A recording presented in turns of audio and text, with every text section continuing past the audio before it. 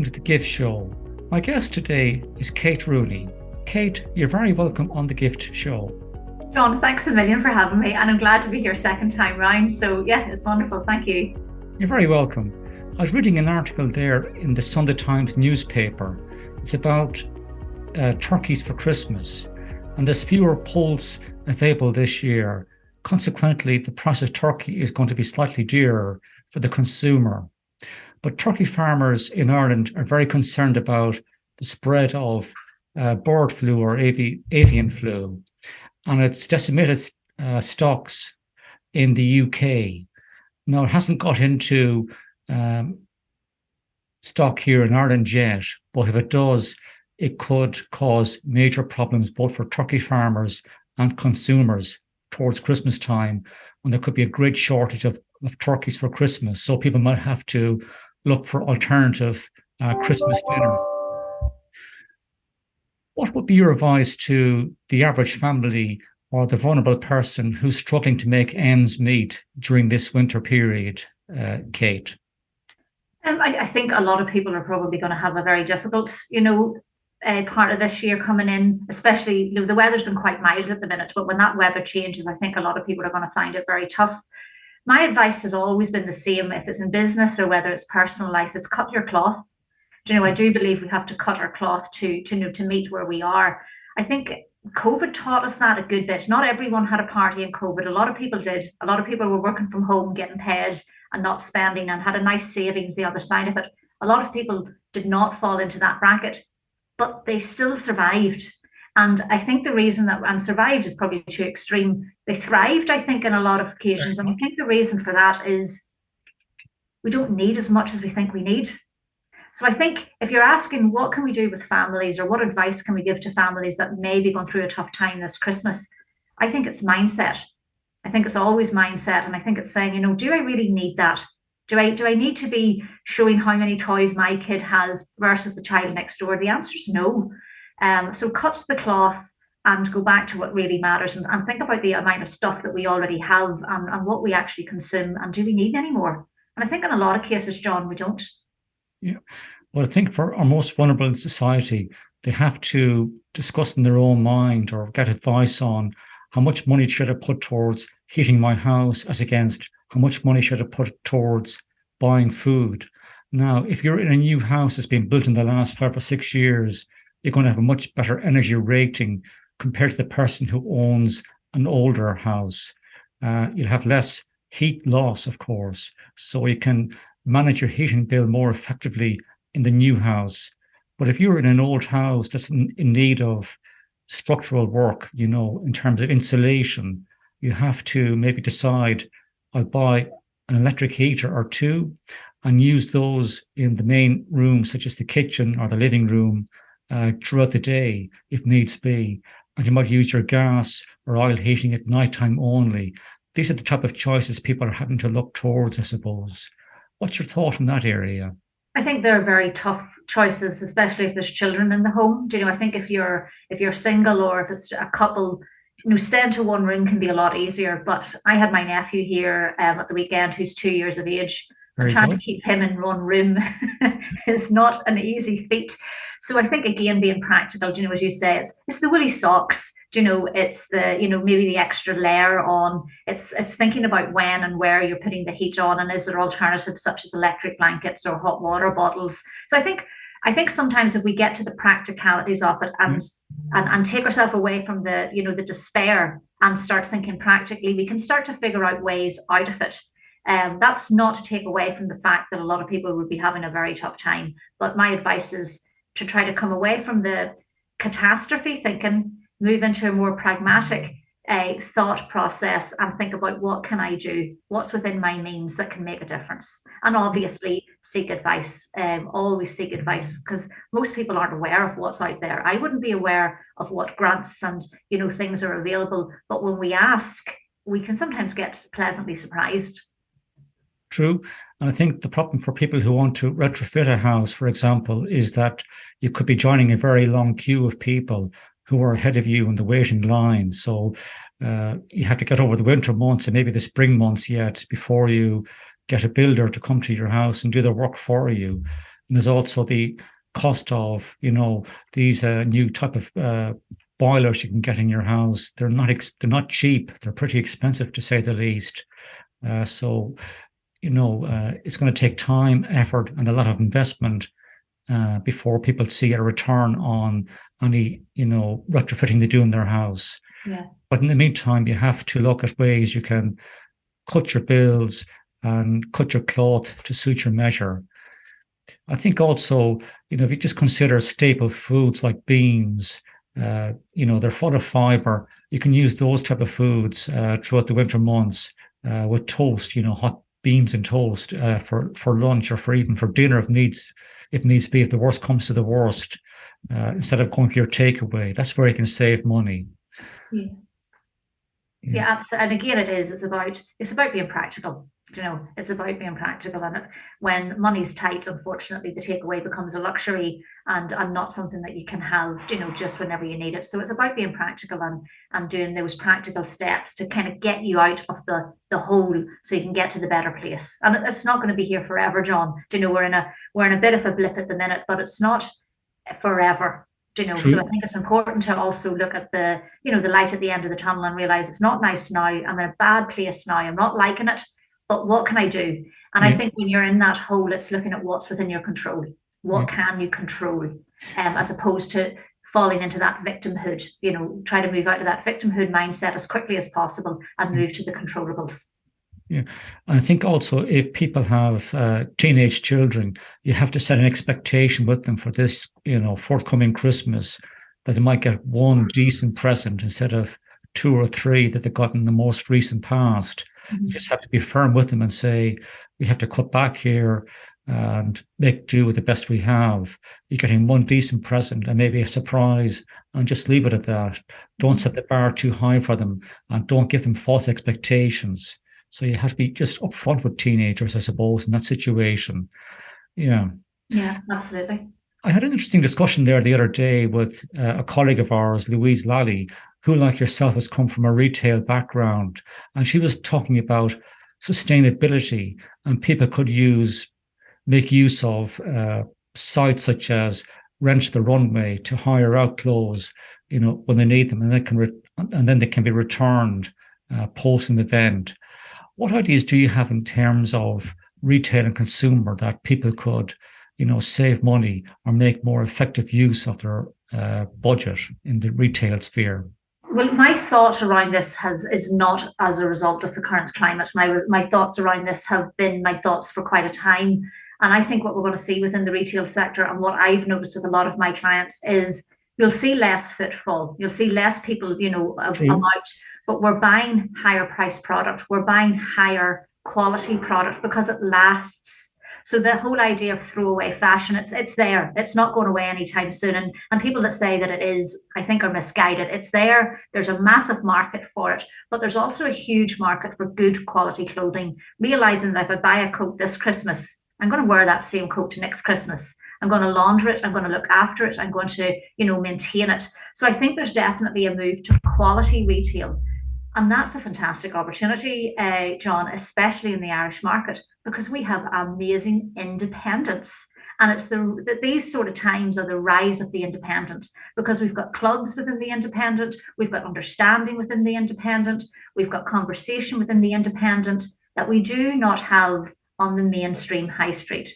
So I think it's a less buying, that's what we're going to see, but higher quality, better buying. And for the consumer, it's kind of like the sustainability model with the house. It's a bit more now, but it lasts longer. And we kind of need to move away from the quick fix, the quick pair of jeans at 20 quid that I'm going to throw out in 3 months' time because they're going to have lost their shape, and buy another pair at 20 quid rather than buying a good pair of jeans for talk's sake that will last me a good few seasons. So I think it's back to mindset. That's me all over. It's back to that mindset that we have as less but better.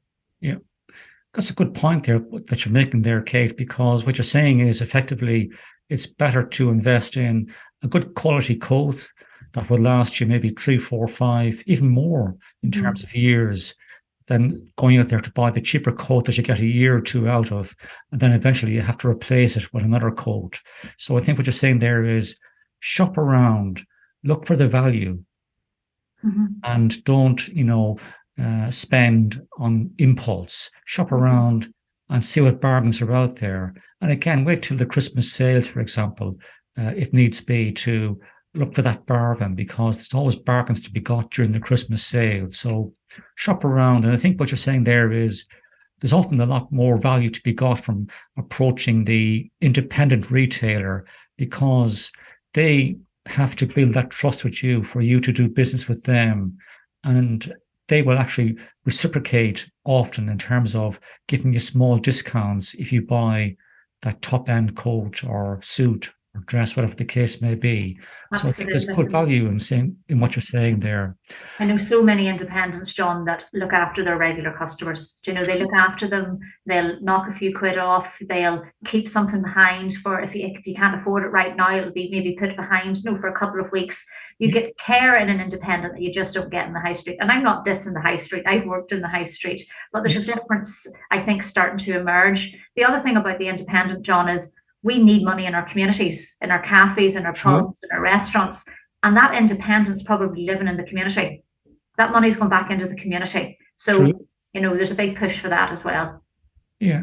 And I think what you're saying there also is the multinational type retailer, they're very margin driven. And the price you see on the label is what you pay. There's no discount, whatever, in many cases. Mhm. So there's less room for negotiation.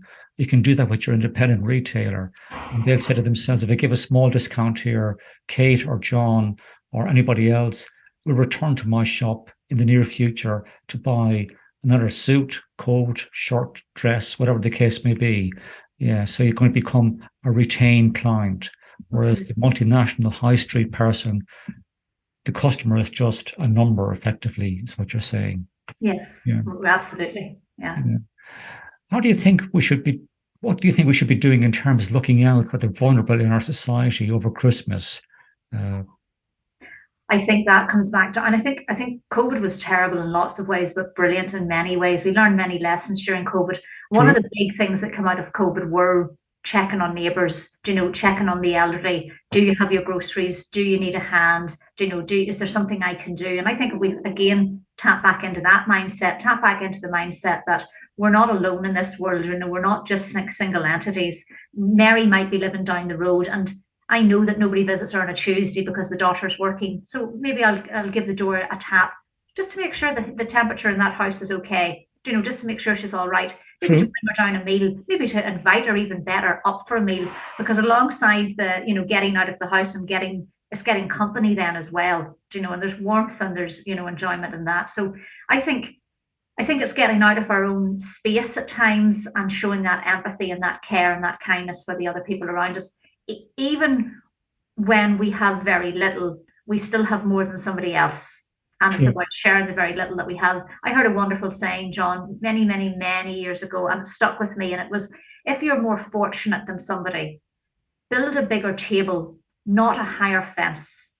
And it just always struck with me. It really did. So put a hand out if you're in a position to do so. Help if you can. Yeah, that's a great saying. Never heard that one before Yeah, now. I So love it. I must repeat that to somebody else to see if they've heard of it. But what you're saying there is hold your hand out to people, be willing to help people. Don't build boundaries between yourself and other people and put people off from approaching you for help. Yeah, that's a Absolutely. very good saying. I like that. Yeah. Any other advice for the vulnerable in our society?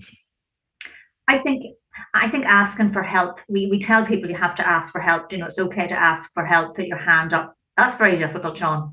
I don't know about you, but I wouldn't find that very easy, and yet it's the advice that we give. So I think telling people to ask for help isn't really good enough. I don't think that, I think it's too cliche and it's a nice, easy way out. Offer the help, notice the help, pay attention to what's going on with your neighbors and your society and your friends and people in your network, and just pay attention and listen and notice those cues. I was on a networking event a couple of weeks ago, and it became very apparent to me that one of the people in that were lonely. And he didn't say he was lonely, but it was very obvious to me that he was lonely. So after the event, I sent him a private message to see did he want to do a one. We live many, many, many miles apart, but I reached out and said, "Do you fancy a coffee over Zoom?" So he didn't ask for it, and I didn't mention it. I didn't say I'm reaching out because you're lonely, but I reached out because I felt that it was the right thing to do. Yeah, I know what you're saying there. Yeah, yeah. Because I remember a person saying to me one time that people who attend networking events, they often attend them because they're not necessarily busy in their business and they're going out there to meet people, I suppose you could say, to get out of the house, Yeah, overcome loneliness in some cases, but also to overcome idleness in some cases also. yeah, I know what you're saying absolutely. there. Yeah. So So think it's awareness. If you're saying, what can you do to help? Be yeah, aware. Open your eyes. Keep your ears opened. Listen to the non-verbal cues, and true. put your hand in if you're able to. Yeah, that's very good advice. This has been an amazing conversation today, Kate. So, what I've learned from this is over the winter period and into next spring, consider your mindset. You have to make tough decisions to make ends meet. So, don't be afraid to have the hard conversations with your partner, husband, wife, your children. If you have to cut back, make sure you cut back on the luxuries, but also make sure your house is warm throughout the day and you have sufficient food to keep your family fed. Look after your well being, get out of the house and take exercise. And finally, reach out to people if they're lonely, but don't say to them they're lonely. Meet them for a cup of coffee, meet them for a Zoom call, make them feel appreciated that they're part of a bigger community of people. And look out for your neighbours, in particular, vulnerable or elderly neighbours. Is there anything else you'd like to say to the audience before I let you go, Kate? I think a lot of retailers are going to have a tough Christmas, and a tough time. And I'm known for being quite unorthodox with the clients that I work with. And one of the things I've put into play that might help other retailers that I don't work with is I've banned any talk of heating, of electricity, of anything that's going on in the shop. It's just not allowed to be in the shop for two reasons. It really brings the mood down, and we're probably talking about it nonstop at home. We don't need to hear it in the store. And secondly, when that client or that customer comes in, they're coming in for an experience. They're coming in, and a lot of the times, John, because they're lonely. A lot of the times that might be the only conversation that they're having, especially if they're going to the independent. And because they want some sort of an escape, shopping is an escape. That's why it's been around for years and it'll be around for many, many more. So let it be just that. Let it be an escape.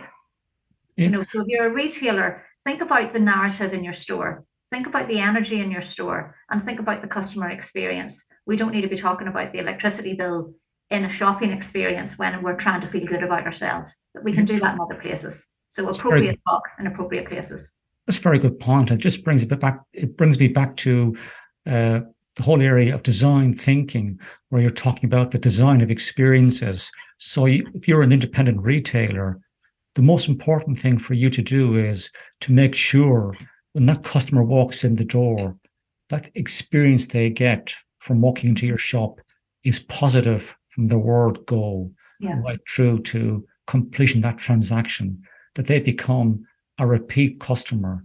The last thing you want to do is put them off by planting negative thoughts in their head because you have issues at home with gas or electricity bills, or you're trying to struggle to pay a mortgage, for example. So leave your problems at the door and make sure the customer experience is positive from the word go. I think that's excellent advice. And well Thank you, done for John. giving that advice, Kate. You're welcome. On that note, I shall bring today's conversation to a close. Thank you, Kate. Thank you, John. It was a pleasure as always.